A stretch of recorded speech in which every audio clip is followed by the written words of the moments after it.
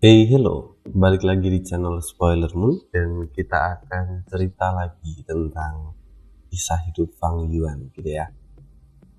Nggak kerasa sudah chapter 57, cepet ya. Oke, di part sebelumnya diceritakan kalau Fang Yuan itu bertarung dengan Zhu Kaibei. Full satu chapter, satu part itu membahas pertarungan antara Fang Yuan dan Zhu Kaibei. Lantas apa yang akan terjadi berikutnya, ombak apa yang akan terjadi setelah pertarungan ini, kita akan dengarkan bersama di part 57.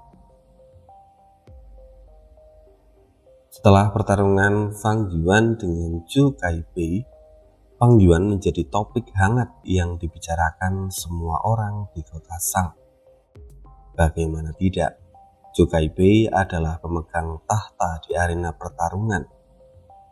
Dia hanya memiliki saingan yaitu Yan Tu, yang mana Zhu Kaibei dan Yan Tu selalu berakhir dengan imbang. Sekarang Fang Yuan bisa mengalahkan Zhu Kaibei. Artinya Fang Yuan lah yang terkuat di arena pertarungan. Sudah menjadi rahasia umum bahwa siapapun yang menjadi yang terkuat di arena pertarungan akan menjadi tetua eksternal dari klan Shang. Jadi bisa dikatakan hanya tinggal menunggu waktu sampai Fang Yuan diangkat menjadi tetua eksternal. Namun, apakah tujuan Fang Yuan memang mau menjadi tetua eksternal? Rupa-rupanya tidak. Di saat semua orang memprediksi apa yang akan terjadi di masa depan, Fang Yuan justru mengumumkan diri bahwa dia mundur dari arena pertarungan. Pengumuman ini jelas membuat seluruh kota gempar. Mereka mulai berasumsi beraneka ragam, termasuk salah satunya bahwa klan Shang mungkin sudah tidak membutuhkan tetua eksternal lagi, sehingga mereka mendesak Fang Yuan untuk keluar dari arena pertarungan. Sayangnya, semua itu tidaklah benar, karena setelah pengumuman mundurnya Fang Yuan dari arena pertarungan, Fang Yuan memberikan pengumuman kedua bahwa dia akan menjadi pendukung Xingji dalam kontes perebutan posisi tuan muda. Semua orang menjadi keheranan, kenapa Fang Yuan lebih memilih menjadi pendukung Xingji daripada menjadi tetua eksternal. Padahal Xingji belum tentu diangkat menjadi tuan muda. Banyak spekulasi yang berkembang, termasuk gosip tentang hubungan Xingji dan Fang Yuan. Mereka pun merasa kasihan pada Bai Ning yang seolah ditinggalkan oleh Fang Yuan. Tapi mereka memang tidak tahu apa-apa, hanya bisa berspekulasi saja. Karena tidak lama kemudian, Bai Ning ikut memberikan pengumuman kalau dia mundur dari arena pertarungan dan mendeklarasikan diri untuk menjadi pendukung Xingji. Semua orang menjadi bingung, ada apa gerangan? Apakah mungkin kisah asmara antara ketiga orang ini yang memaksa Bai Ning akhirnya ikut keluar dan juga mendukung Xingji? Tapi lupakan tentang detail spekulasi dari orang-orang itu. Yang jelas, pengumuman Fang Yuan dan Bai Ning yang akan menjadi pendukung Xingji sukses membuat Xingji menjadi pusat perhatian. Terlebih, sekarang Bai Ning telah memutuskan untuk menerobos dinding dan mencapai peringkat 4 tahap awal. Secara umum, peringkat 4 itu adalah kultivasi yang setara dengan seorang pemimpin klan berukuran kecil atau sedang. Karena itu, eksistensi ahli peringkat 4 akan selalu dipertimbangkan. Sedangkan Fang Yuan sendiri, dia adalah orang yang berhasil mengalahkan Zhu Kaibei. Sekalipun dia hanya berada di peringkat 3 tahap puncak, tapi secara umum dia sudah disetarakan dengan ahli peringkat 4. Dengan adanya dua pendukung yang begitu kuat, bukankah itu akan membuat perebutan posisi tuan muda menjadi berguncang? Di sisi lain, seorang pemuda yang sebelumnya digadang-gadang akan menjadi pengganti Yasi. Pemuda ini tidak lain adalah Sang Yifan. Dia pemuda yang cakap dan memiliki dukungan yang besar dari ibunya. Kini, Sang Yifan tampak duduk di atas kursi kayu sambil membaca beberapa berkas. Sang Xinji, dia baru datang dan ingin ikut kontes perebutan kursi tuan muda. Naif sekali, gumamnya. Lalu tidak lama kemudian, ada seorang pemuda yang masuk ke ruangan Yifan. Orang itu tidak lain adalah Sang Yasi. Yifan, aku kemari untuk membantumu. Tentu kau sudah mendengar kalau Xinji mendapatkan bantuan dari Fang Zheng dan Baining. Dia pasti akan menjadi saingan terbesarmu, terutama dukungan dari Fang Zheng. Kau harus berhati-hati padanya. Dia adalah orang yang licik dan dia adalah penyebab keruntuhanku, kata Yasi sambil menggertakkan gigi. Tampak kemarahan di bola matanya. Terima kasih kak, aku sungguh menghargai bantuanmu, kata Yifan sambil tersenyum. Tidak masalah. Lagi pula, aku juga akan memintamu untuk menjaga beberapa barangku selagi aku pergi. Ayah mengirimku pergi bersama kelompok penangkap budak selama 3 tahun. Karena itu, aku akan menitipkan beberapa hal. Terimalah ini, kata Yasi sambil memberikan beberapa dokumen pada Yifan. Yifan membaca dokumen itu dan menemukan bahwa rupa-rupanya dokumen itu berisikan aset rahasia milik Sang Yasi. Data tentang mata-matanya dan juga data dari beberapa pembantu dekatnya. Kak Yasi, ini tambah Yifan terkejut. Yifan, kamu adalah adikku. Kamu juga adalah orang yang paling memungkinkan untuk menjadi tuan muda di antara saudara kita. Karena itu, aku ingin membantumu. Aku harap kau bisa mengambil posisi tuan muda. Karena itu, jangan ragu untuk menggunakan ini untuk membantumu mendapatkan kesuksesanmu. Dan setelah aku kembali, maka kamu bisa mengembalikannya padaku, kata Yasi sambil menghela nafas. Jadi, bisa dikatakan bahwa Yasi itu menitipkan barang-barangnya yang tidak diambil oleh Fan. Lalu, dititipkannya lah barang-barang itu pada Yifan. Karena kalau tidak, pasti akan ada banyak saudaranya yang ingin mengambil kepemilikan dari barang-barang Yasi.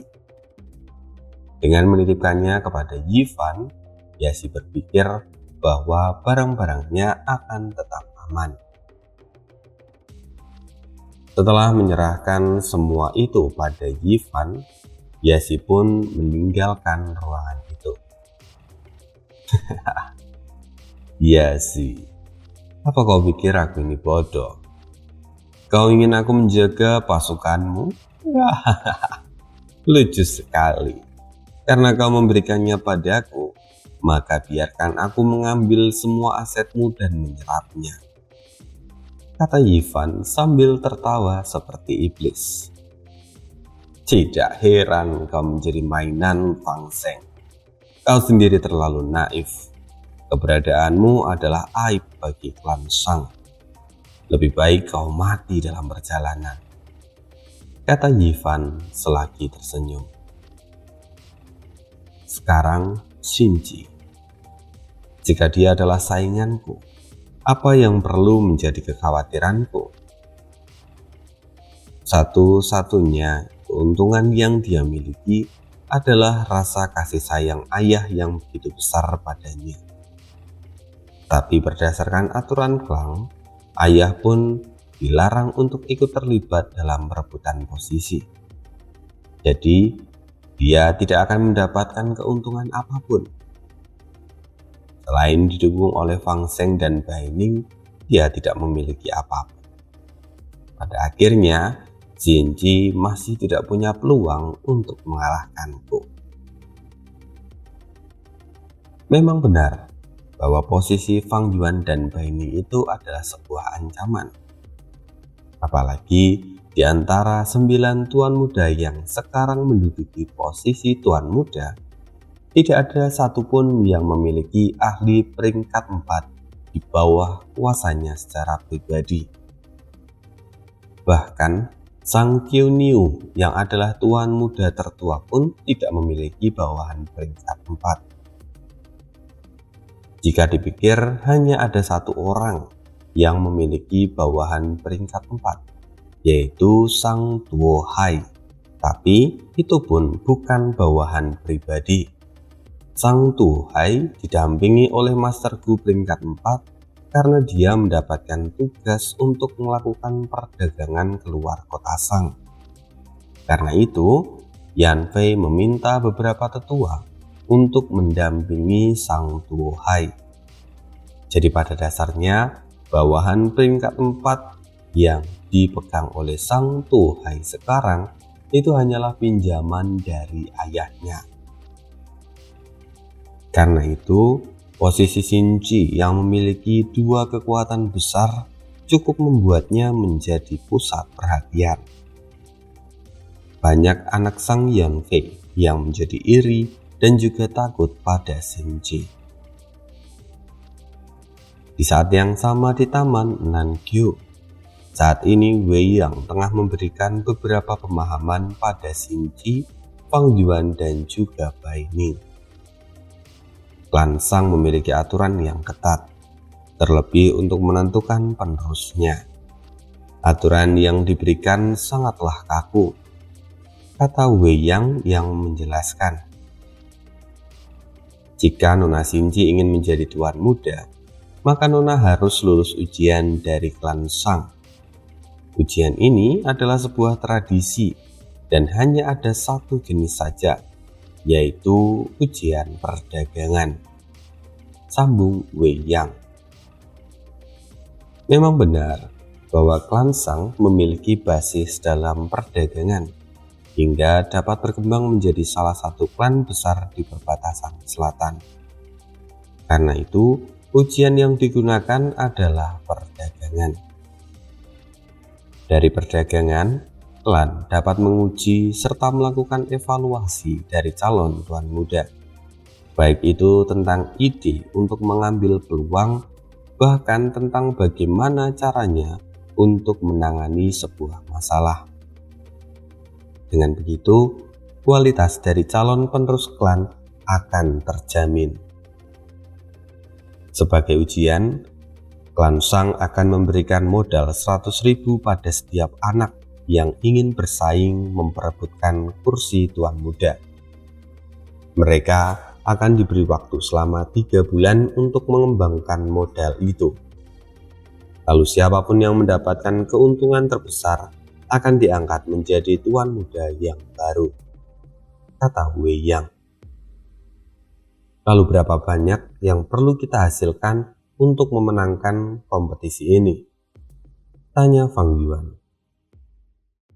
Itu akan sangat relatif, tapi kurang lebih jika Nona Xinji bisa menghasilkan 300.000, itu pasti sudah bisa menyingkirkan sebagian besar pesaingnya.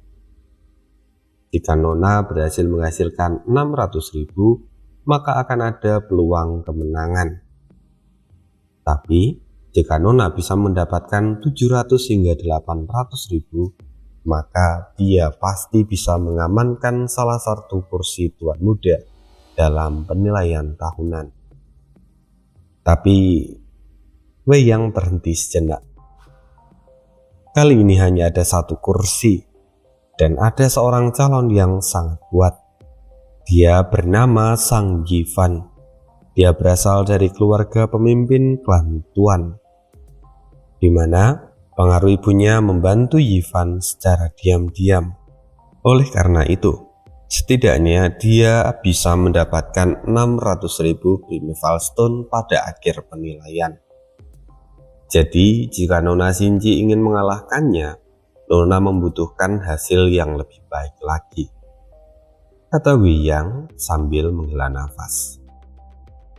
Dilihat dari latar belakang mereka, jelas Shinji tidak diuntungkan, karena dia berasal dari klan Zhang. Jadi dia tidak memiliki pengaruh politik di klan Zhang. Dia sungguh harus berjuang dari dasar untuk mengejar ketertinggalannya.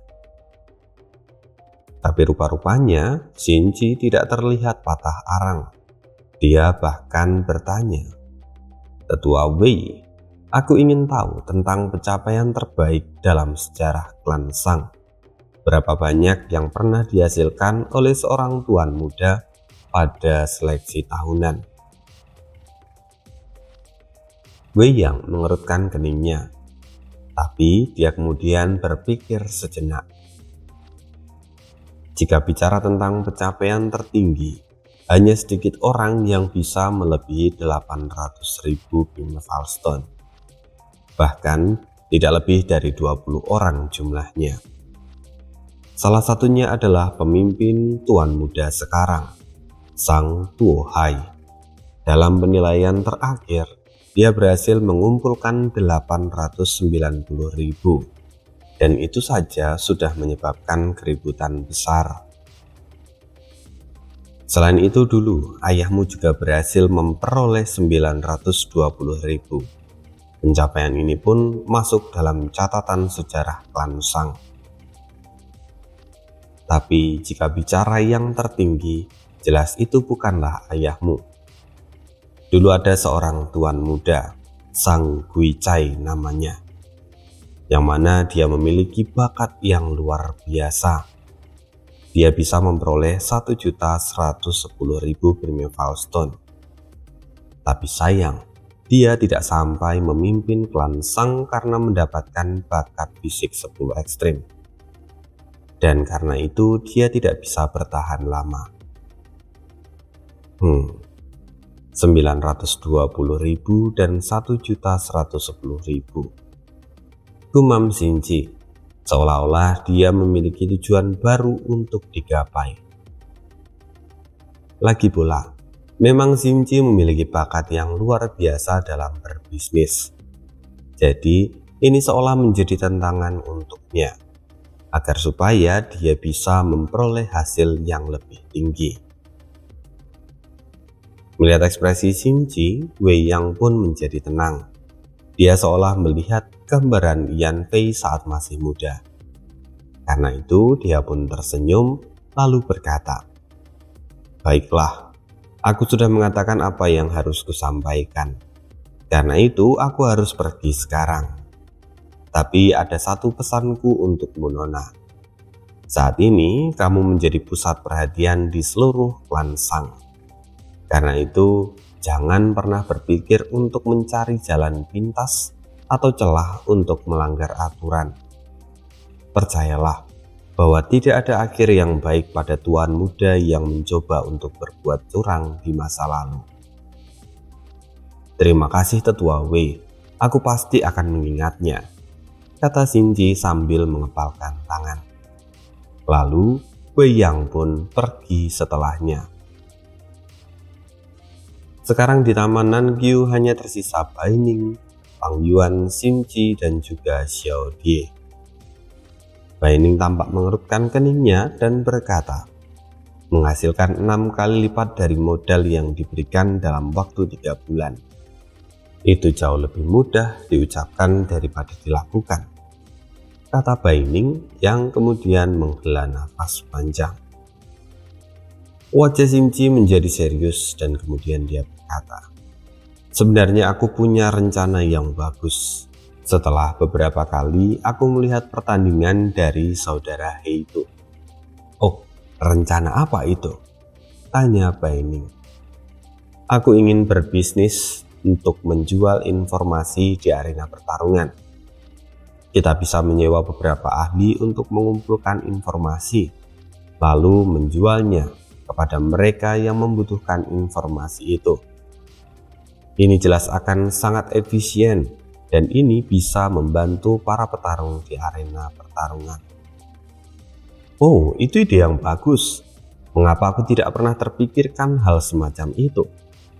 Aku yakin para petarung pun menginginkan informasi itu agar mereka bisa menjamin kemenangan mereka, kata Baining yang kini tampak penuh dengan semangat. Tapi Fang Yuan tampak menghela nafas dan menggelengkan kepalanya. Xinji menyadari itu dan segera bertanya, apakah menurut saudara He itu ini bukan ide yang bagus? Tidak juga. Itu adalah ide yang bagus dan pasti akan menghasilkan beberapa pundi uang. Namun sayangnya, itu tidak akan cukup mendapatkan 600.000 Primeval Stone dalam waktu 3 bulan. Selain itu, masih ada banyak kemungkinan yang bisa terjadi, termasuk salah satunya adalah pengkhianatan, jawab Fang Yuan. Aku mengerti yang saudara itu maksud. Itu pun sempat menjadi bahan pemikiranku. Tapi apakah saudara itu bisa memberiku saran tentang hal ini? Tanya Xinji sambil menatap Fang Yuan. Nona Xinji, apakah kamu masih mempercayaiku? Tanya Fang Yuan dengan wajah serius. Hidupku diselamatkan olehmu, jadi bagaimana mungkin aku meragukanmu? Jawab Xinji tanpa ragu sedikitpun. Sedangkan Baining hanya bisa mencibir dalam hati lantaran dia tahu apa yang sebelumnya Fang Yuan lakukan. Tapi dia memilih untuk tidak mengatakan apapun. Sementara itu, di tempat yang jauh, ada dua klan yang saat ini sedang bertarung di Gunung Sanca. Lalu karena sebuah ketidaksengajaan, mereka justru mengaktifkan susunan tersembunyi dan pintu dari warisan 3 raja pun kini terbuka. 3 hari pun berlalu dan berita tentang warisan 3 raja ini mulai menyebar, bahkan sampai ke klan Sang. Fang Yuan mendengar berita ini pun terlihat menyeringai. Akhirnya pintu warisan itu sudah ditemukan. Sejak itu, Fang Yuan segera mengajak Xinji untuk pergi ke distrik pertokoan dan juga membeli beberapa gu dalam jumlah besar. Singkat cerita 5 hari pun berlalu sejak Fang Yuan membeli gu di distrik pertokoan. Hari ini, mata-mata Yi Feng pergi menemuinya. Apa? Xinji menggunakan seluruh dananya untuk membeli ketiga guam ini? Sang Yifan mengerutkan keningnya. Dia tahu bahwa ketiga gu ini adalah gu biasa dan tidak ada istimewanya. Karena itu dia merasa heran. Apa yang anak itu pikirkan? Apa dia berpikir bisa melipat gandakan uangnya hanya dengan menjual ulang ketiga gu ini? Sungguh konyol. Apa dia sudah menyerah dalam kompetisi ini? Kata Yifan yang tampak tidak mengerti jalan pikiran Xinji. Namun meski begitu, entah kenapa dia merasakan ada sesuatu yang salah di sini. Seolah-olah ada bahaya yang mengintai dari balik bayangan. Sang Yifan kini menjadi gelisah dan merasa bahwa catatan pembelian Xinji ini sungguh tidak masuk akal. Dia berpikir untuk waktu yang lama. Sampai seorang pelayan masuk. Tuan muda, terjadi sesuatu yang besar. Saya ingin memberikan laporan. Masuklah Paman Zhang, kata Yifan. Paman Zhang itu adalah bawahan dari ibu Yifan yang cakap dan setia. Karena itu Yifan juga bersikap baik padanya. Tuan muda, ini situasi yang serius. Saya baru saja mendapatkan berita dari Gunung Sanca. Mereka telah menemukan cara untuk masuk ke dalam warisan tiga raja. Warisan tiga raja? Ivan mengerutkan keningnya. Ivan adalah orang yang pandai.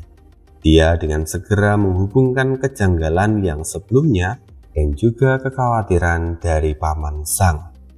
Tunggu, jangan katakan padaku. Mata Xinji menajam. Benar Tuan Muda, sesuai dengan apa yang Anda pikirkan.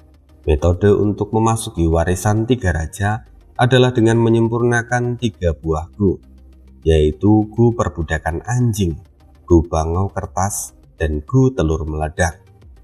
Mereka harus digunakan melalui 3 jalur yang sesuai. Tidak, tunggu, bagaimana ini bisa terjadi? Ivan seolah kehilangan nafasnya dan terjatuh ke kursi. Dia akhirnya menyadari alasan kenapa Fang Yuan membeli ketiga gu itu dalam jumlah besar. Tapi bagaimana bisa? Prediksi ini terlalu mengerikan. Sekarang seluruh kota Sang tidak memiliki stok dari ketiga gu ini, dan semuanya adalah milik Xinji. Sedangkan ada banyak sekali Master Gu di luar sana yang menginginkan warisan tiga raja. Dengan kelangkaan ini, maka harga ketiga gu ini bisa melambung dengan sangat tinggi dalam sekejap. Bajingan, dari mana mereka bisa mendapatkan informasi seperti ini? Sial, sekarang bagaimana caraku untuk menghentikan mereka? Ada ketakutan dari sorot mata Ivan. Tuan Muda, sayangnya pembelian yang mereka lakukan semua adalah murni transaksi biasa. Tidak ada sedikit pun kejanggalan ataupun kecurangan yang mereka lakukan. Karena itu, kita pun tidak bisa membuat aduan pada klan. Tentang masalah ini, tidak ada yang bisa kita lakukan. Satu-satunya jalan adalah melanjutkan apa yang sudah kita mulai. Kita hanya bisa berharap dengan 600.000 Primeval Stone yang kita dapatkan dari koneksi Nyonya itu dapat mengalahkan mereka, kata Paman Sang. Ya, kita hanya bisa mengharapkan itu, kata Ivan sambil menghela nafas dalam-dalam. Namun tampak jelas kekhawatiran di dalam hatinya yang tidak kunjung hilang. Ini baru permulaan. Belum ada 1 minggu sejak diumumkannya kompetisi perebutan kursi Tuan Muda.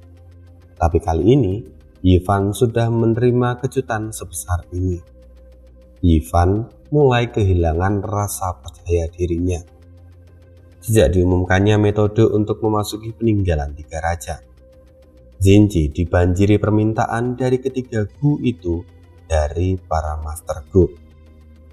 Namun, seperti yang sudah kita duga, bahwa Fang Yuan jelas mematok harga setinggi langit untuk setiap gu.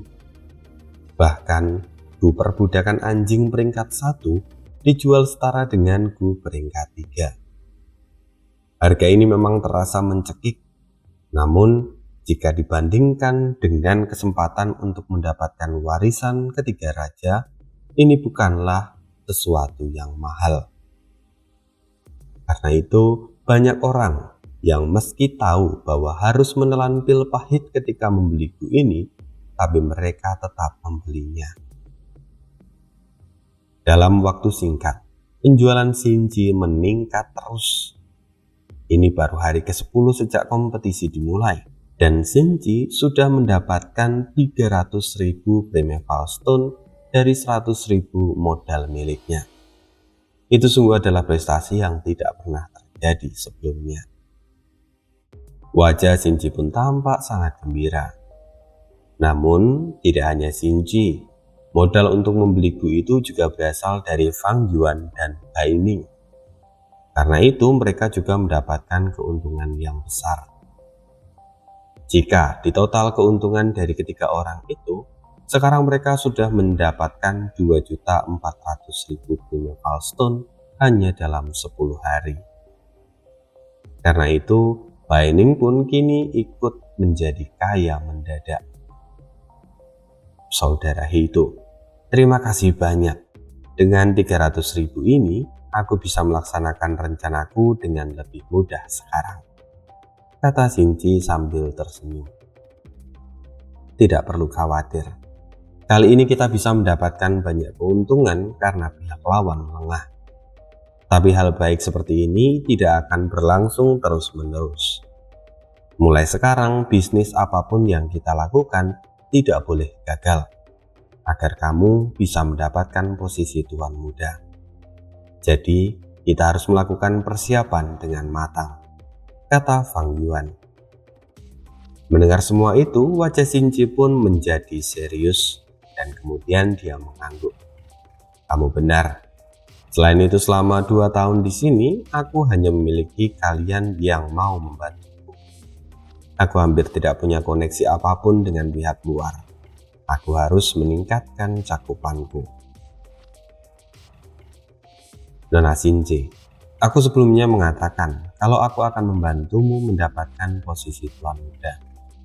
Karena itu aku punya rencana dan kepercayaan diri yang besar untuk kemenanganmu. Jadi lakukan saja apa yang kukatakan, maka kamu akan memiliki peluang besar untuk menang, kata Fang Yuan. Tentu, aku akan mendengarkan instruksi dari saudara He, kata Xinci tanpa ragu. Untuk sekarang, langkah pertamamu yang harus kamu ambil adalah merekrut orang. Jika kamu ingin menjalankan bisnis, kamu memerlukan bawahan yang loyal dalam jumlah besar. Hanya dengan pengalaman dan bakatmu saja, kamu tidak akan bisa bertahan sampai akhir. Karena itu, aku ingin kamu merekrut bawahan. Dimulai dari seorang penjaga toko yang bernama Zhou Huan. Dia sebelumnya bekerja di bawah Sang Yasi. Cobalah untuk mendekati dia, kata Fang Yuan. Zhou Huan? Xinci mengernyitkan dahinya. Sebelumnya aku pernah mendengar nama itu. Dia adalah seorang Master Gu peringkat 3 yang memiliki harga diri setinggi langit. Sebelum menjadi penjaga toko, dia adalah pemimpin klan Zhou. Dia awalnya memiliki kultivasi peringkat 4. Namun karena perselisihan internal, klannya dihancurkan dan dia pun terluka oleh karena itu. Dia berhasil melarikan diri, tapi kultivasinya turun hingga peringkat 3 tahap atas. Meski dia pernah gagal memimpin klannya, tapi manajemen keuangannya sangatlah bagus. Sayangnya, dengan sikapnya itu, dia akan sangat sulit untuk ditaklukkan. Terlebih selama bersama dengan Yasi pun, dia tidak pernah menganggap Yasi dengan serius, kata Xinci yang mencoba menjelaskan. Fang Yuan tersenyum. Memang begitulah wataknya, tapi aku yakin pada kemampuanmu. Kamu memiliki karisma unik yang bisa menarik banyak orang untuk bekerja padamu dengan tulus. Selama kamu bisa menunjukkan kesungguhanmu, aku yakin dia pun akan mau mengikutimu. Mendengar itu, Xinci berpikir sejenak lalu kemudian berkata, karena saudara He itu mengatakan ini, maka aku akan melakukannya, kata Xinci dengan penuh semangat. Bagus, kalau begitu sekarang pergilah dan mulai dekati pria tua itu, kata Fang Yuan sambil mengangguk. Xinci pun mengerti dan segera berpamitan. Tidak lama setelah Xinci pergi, Wei Yang pun datang menemui Fang Yuan. Paman Wei, kamu datang kemari. Ada apa? Mari silahkan duduk dulu, sapa Fang Yuan yang kemudian menuangkan secangkir teh untuk Wei Yang. Fang Zheng, aku tahu kamu adalah anak yang pandai. Dan kamu pasti tahu akan alasan kedatanganku. Maka beritahu aku tentang hal itu, kata Wei Yang sambil meminum teh yang Fang Yuan sajikan. Fang Yuan sendiri sudah bisa menebak semua itu. Kedatangan Wei Yang pasti terkait dengan ketiga Gu yang menjadi kunci dari warisan ketiga raja. Jika Paman Wei datang karena informasi warisan 3 raja, maka akan kukatakan bahwa aku mendapatkan semua itu dari Gunung Baigu. Selama hidupnya, cendekiawan tulang abu-abu telah melakukan banyak perjalanan, dan dia juga menemukan jejak dari warisan 3 raja. Setelah dia melakukan penyelidikan, dia menemukan bahwa sebenarnya tempat yang disebut sebagai warisan 3 raja itu sebelumnya adalah Tanah Kudus kuno. Jawab Fang Yuan. Informasi ini tidak sepenuhnya salah, alias ada kebenaran yang terkandung di dalam penjelasan Fang Yuan. Tanah Kudus kuno, kilatan cahaya melintas di mata Wei Yang. Wei Yang pun tahu akan Tanah Kudus kuno, di mana itu adalah tempat para Master Gu yang telah hidup sangat lama dan menghabiskan hidupnya. Tanah Kudus kuno juga diberkati oleh kekuatan yang luar biasa besar. Energi Primeval Essence di sana juga jauh lebih padat daripada di dunia luar. Setidaknya ada 10 kali lebih banyak jika dibandingkan dengan tempat lain. Karena itu, Tanah Kudus kuno sangat bagus untuk berkultivasi. Selain itu, di sana juga terdapat banyak peninggalan yang berharga untuk para Master Gu. Bang Zeng, apa kamu serius dengan apa yang baru saja kamu katakan? Tanya Wei Yang dengan wajah serius. Fang Yuan pun tertawa. Sesungguhnya saya sendiri tidak yakin tentang detail itu. Saya hanya membacanya dari catatan cendekiawan tulang abu-abu yang ia tinggalkan. Selebihnya, saya tidak bisa mengkonfirmasi kebenarannya. Sesungguhnya, apa yang Fang Yuan katakan itu adalah informasi yang umum. Bahkan tanpa Fang Yuan katakan pun, mereka juga akan memahaminya dalam waktu dekat. Wei Yang mulai tampak gusar. Paman Wei tidak perlu khawatir, tenanglah. Meskipun tempat itu pada awalnya dikenal dengan Tanah Kudus kuno, tapi tempat itu telah ada begitu lama dan sudah berada di ambang kehancuran. Karena itu 3 raja kuno menggunakannya untuk membangun warisan mereka sendiri, kata Fang Yuan. Jadi begitu, aku bisa memahaminya sekarang, kata Wei Yang tampak tenang. Tapi Paman Wei, maafkan aku tidak bisa menunjukkan catatan itu, karena untuk memastikan keselamatanku, aku sudah menghancurkan dokumen itu ketika meninggalkan Gunung Baigu. Jadi, aku tidak bisa menunjukkan apapun padamu, kata Fang Yuan. Bang Zeng, sesungguhnya ini adalah masalah yang besar. Bukan aku tidak percaya padamu, tapi aku harus melaporkan masalah ini terlebih dahulu pada pemimpin klan. Dan kita hanya bisa menunggu keputusan dari beliau, kata Wei Yang. Fang Yuan paham dan dia pun mengangguk. Paman Wei tidak perlu khawatir, aku bisa memahaminya. Tapi sebelum Paman Wei pergi, aku masih memiliki beberapa informasi yang mungkin bisa membantu klan Shang kalau ingin mengeksplorasi peninggalan 3 raja. Oh, sungguh? Maka tolong katakan padaku harganya. Klan Shang tidak akan pernah mengabaikan hal semacam ini, kata Wei Yang. Kalau begitu bagaimana dengan 400.000? Kata Fang Yuan. Untuk informasi tentang peninggalan Master Gu peringkat 6, 400.000 adalah angka yang terlalu murah. Tapi karena informasi ini belum bisa dikonfirmasi, maka aku akan memberimu 400.000 sebagai uang muka. Jika penjelajahan ini berhasil, maka aku jamin kamu akan mendapatkan lebih banyak dari itu, kata Wei Yang dengan sangat yakin.